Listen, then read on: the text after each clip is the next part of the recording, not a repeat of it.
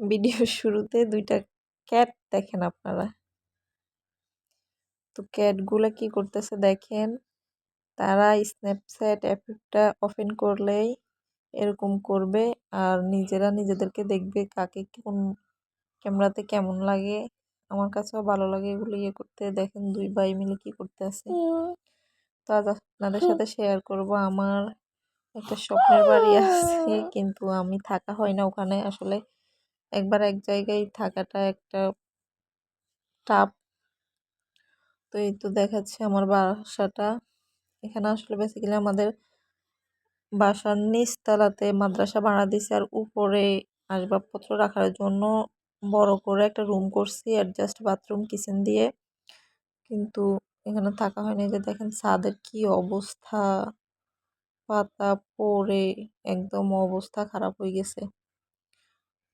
তো আমার শাশুড়িদের বাসা হচ্ছে পাশেরটা, ওই যে দেখতে পাচ্ছেন ওখানে আমার শাশুড়ি থাকে। আমার শ্বশুর আর শাশুড়ি মানে আলাদা হয়ে গেছে, এই কারণে এই অবস্থা আর কি। আমরা শ্বশুর বাড়িতেও থাকি, আবার এখানে শাশুড়ির সাথেও এখানেও থাকি। এই তো দেখেন আমার ঘর পুরো একদম এলোমেলো, এখানে সেখানে এটা সেটা পড়ে আছে। তবে আমার এখানে ছাদের আসলে ভিউটা এত জোস লাগে।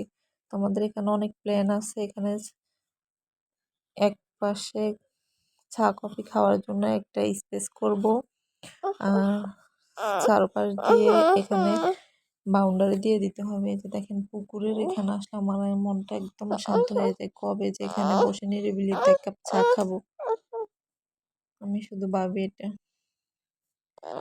তো এই তো আমাদের এটা মানে পুরো বাগান বাড়ির মতো, চারপাশ গাছপালা পুরো।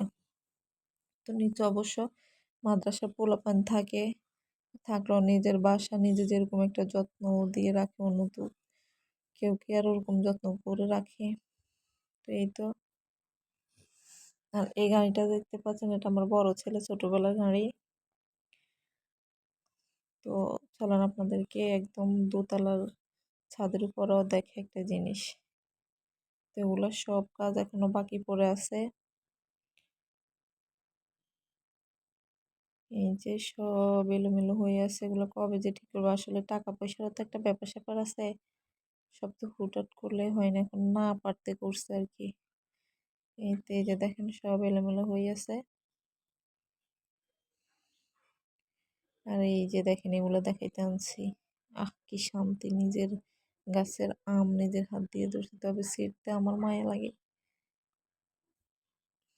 কি শান্তি কি বলবো, এরকম আসলে মজাই লাগে। ছাদের উপরে কিছু ধরলে নিজ হাত দিয়ে নেওয়া যায়। তো পেয়ারা এখনো ধরে নেই, পেয়ারাও ধরবে ইনশাল্লাহ সামনে। তো আমার ভিডিওটি যদি ভালো লাগে অবশ্যই চ্যানেলটিকে সাবস্ক্রাইব করবেন, পাশে থাকবেন। আর ভুল ত্রুটি হলে অবশ্যই ক্ষমা সুন্দর দৃষ্টিতে দেখবেন। তো এই যে দেখেন আমাদের গাছের কাঁঠাল। তো এগুলো আমার হাজবেন্ড যদি আসে তাহলে ও নেয়, আর না আসলে তো আমার শাশুড়ি খাই, মানুষকে দিয়ে দেয়।